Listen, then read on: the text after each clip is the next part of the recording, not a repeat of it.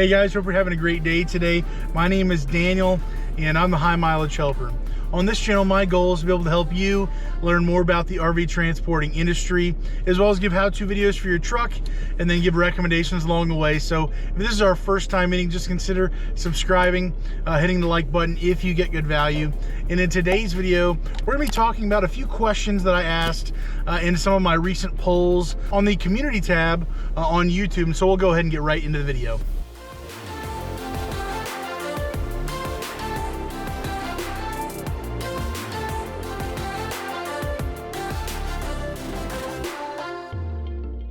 All right, so in this video, I'm gonna share with you 3 polls that I put out there. We're gonna talk about what I would say, what my answer is, and then kind of go through the different percentages, what people voted for what answer and what question they had. So we'll go ahead and start off with the first one, which is going to be, how many times do you call the dealership before the arrival time?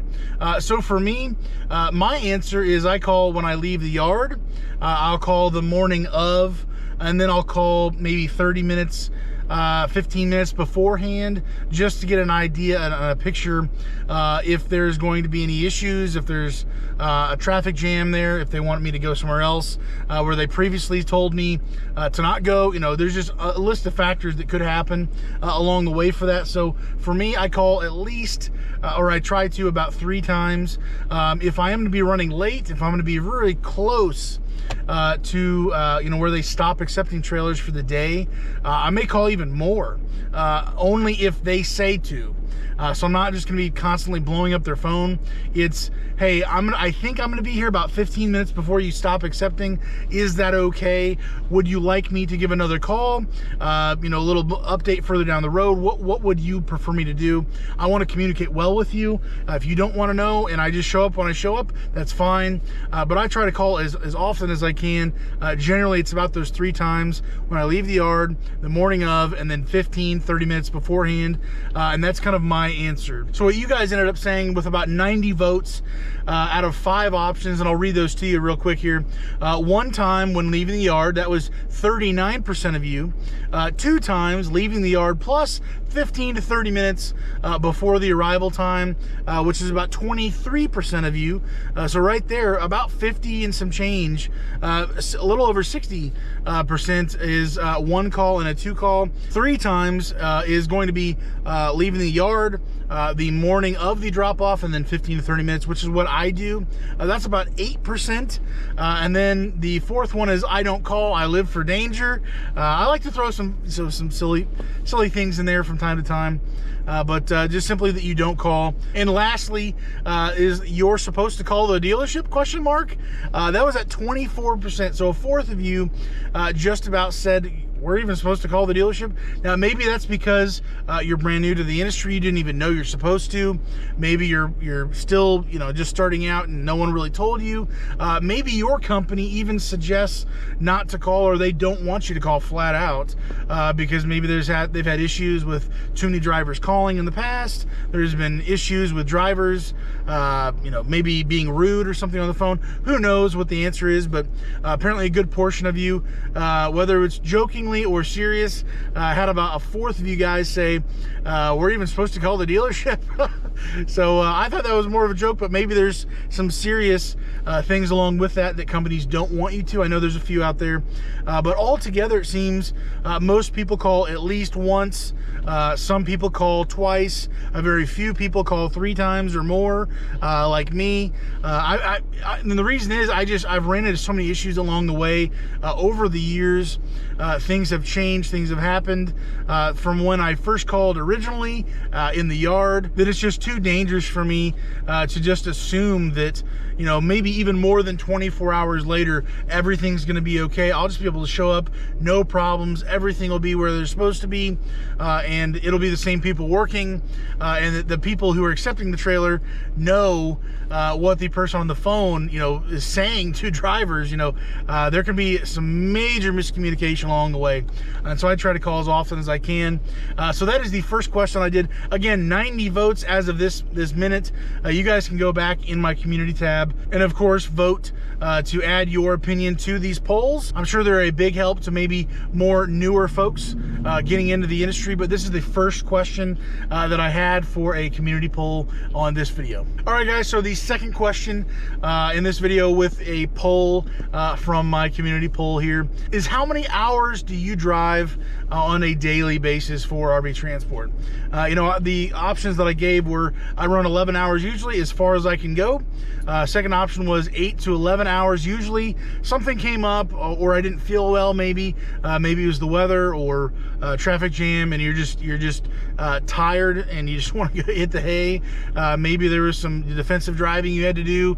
You're just kind of plain wore out. That's the truth is, that can wear you out. Being on the road can wear you out, especially in slow traffic as well. And that can be a headache. So that's number two. Number three is, I run less than 8 hours usually. I'm in no rush. I'm just enjoying the sights. Fourth, I cheat and run illegal logs. Why am I telling you this? And then lastly, we can only drive 11 hours a day. What? You know, those last two are meant to be a joke for the most part, but with 105 votes all together, that kind of sums it up. The first one had 34%, second one had 30% as of right now, 4% for the less than 8 hours, 8% for I cheat and run illegal logs. Why am I telling you this? And then 25%, again, maybe like that similar question before, didn't know that you're allowed to drive 11 hours a day. Maybe that's people being silly. Maybe they're serious. Maybe it's brand new drivers. They just plain didn't know that, and they're not driving it. So how could they say that they usually drive this amount of hours? So I just found this interesting. On average, most people are driving that 11 hours unless something happened. They can't make it all the way. They run out of daylight. Maybe they don't want to be driving at nighttime. Maybe they prefer daytime. They ran out of light time. They want to get off the road and hit the hay. I definitely understand that. Some very, very few people run less than 8 hours usually. Doesn't mean you can't run even more at times, but usually is the key word for this particular poll here. And they say that they're in no rush, just enjoying the sights. Maybe I would assume maybe that's more retired older folks who don't have to do this job for a living, and they don't have to run as hard because they're not dependent upon this income for surviving. And then some folks who apparently cheat and do their logbooks. YouTube does not tell me who actually chose what on the poll. So interesting for whoever you guys who are cheating or joking or whatever. It's all good. But and then lastly, maybe folks who don't know. So on average, my answer for this is that I usually do run the full 11 hours. Again, unless something does happen, something along the way, I get really slowed down. I'm not going to risk it just to, even if I had some traffic jams at the beginning of the day, force it all the way to the very end. If I'm already tired, if I'm toast mentally, physically, I'm not going to be a good defensive driver.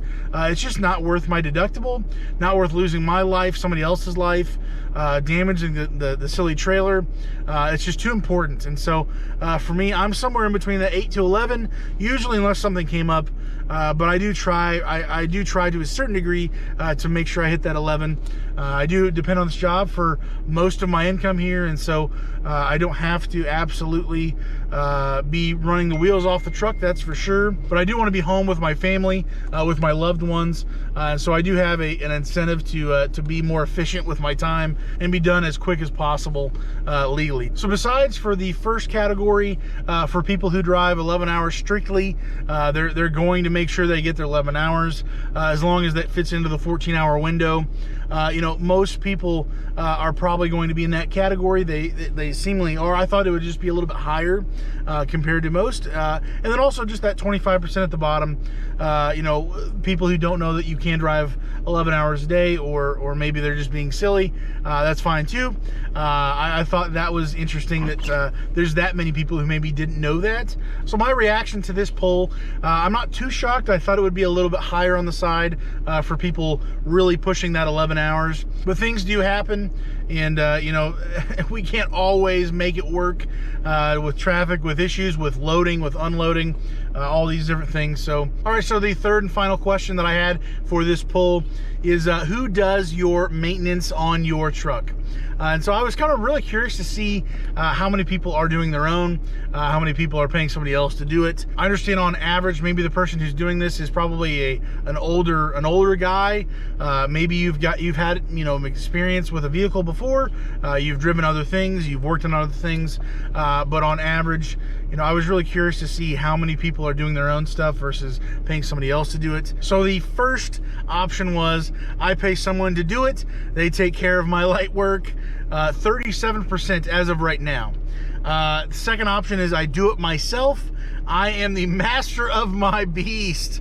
That is about 50% right now. The third option was the maintenance fairy does it though, right? And then the last option is maintenance. Never heard of her. So with 105 votes, pretty large amount of people who gave a answer to this poll. About 50% are doing their own work. They're saving the money probably on the parts, probably obviously on the labor. They're doing it themselves. And then about 37% are putting it off on somebody else to do.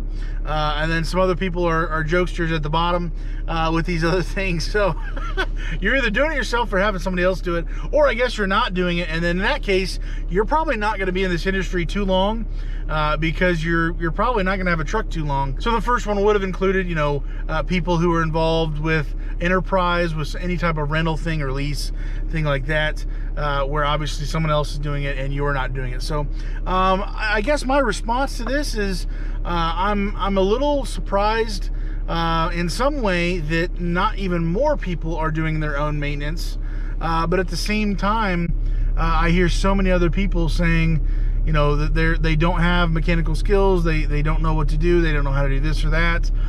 Maybe they don't have the tools that, you know, honestly, I've spent lots of money buying all the tools that I need to be able to take care of my truck, to take care of other things around my house. You know, being able to have tools on my truck as well as at home, almost having two full sets, not entirely, but certain things that are more common for me when I'm out on the road. And so there is something to be said for those who are doing their own stuff.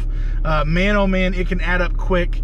When you are buying tools, you're learning different things, you're learning new skills of how to work on your vehicle, how to do things.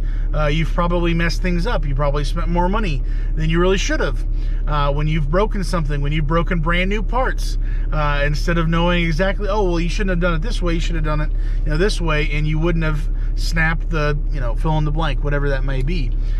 So overall, I'm a little surprised more people aren't doing it themselves, but I also understand.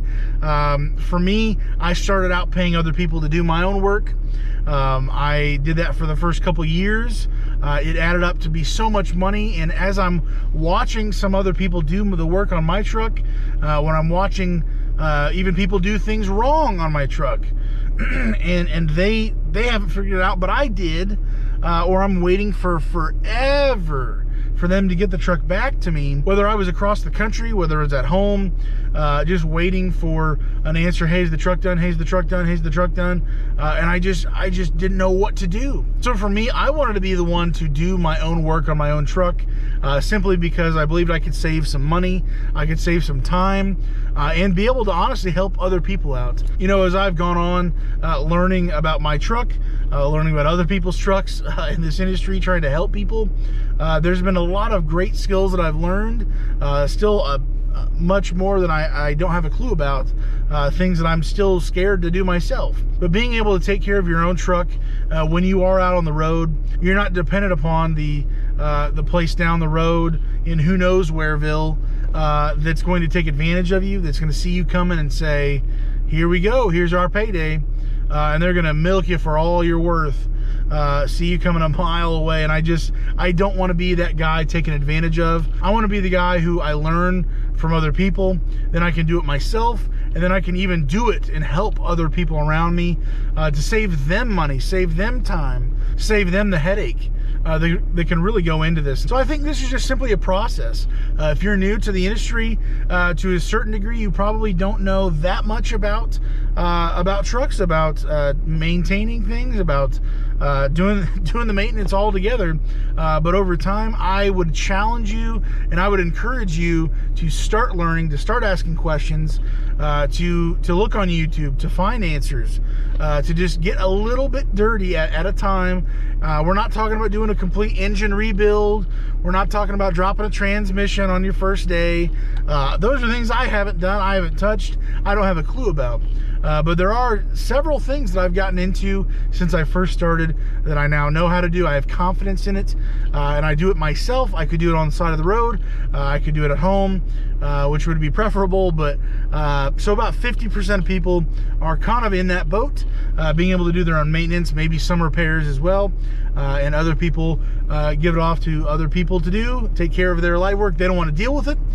Maybe they aren't physically able to. That's a whole other issue, getting into that. But I would just encourage you, if you are physically able to start learning just small things about your truck.